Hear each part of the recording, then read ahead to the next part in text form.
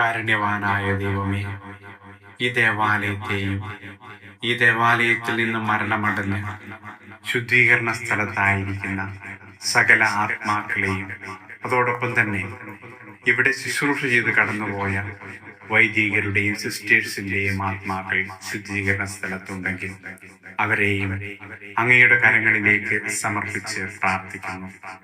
ജീവിതകാലത്ത് അവർ ചെയ്ത നല്ല പ്രവൃത്തികളുടെയും പങ്കുകൊണ്ട വിശുദ്ധ കുർബാനയുടെയും യോഗ്യതകൾ കൊണ്ട് അവരെ നിത്യഭാഗ്യത്തിലേക്ക് പ്രവേശിപ്പിക്കണമേ എന്ന് ഞങ്ങൾ പ്രാർത്ഥിക്കുന്നു.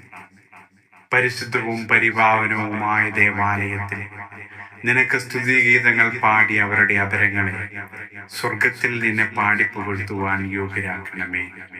അനന്തമായ നിന്റെ കരുണ കണ്ട അവരുടെ കണ്ണുകൾ കർത്താവെ, മഹത്വപൂർണമായ നിന്റെ പ്രത്യാഗമനം കാണുവാനിടയാക്കണമേ എന്ന് ഞങ്ങൾ പ്രാർത്ഥിക്കുന്നു.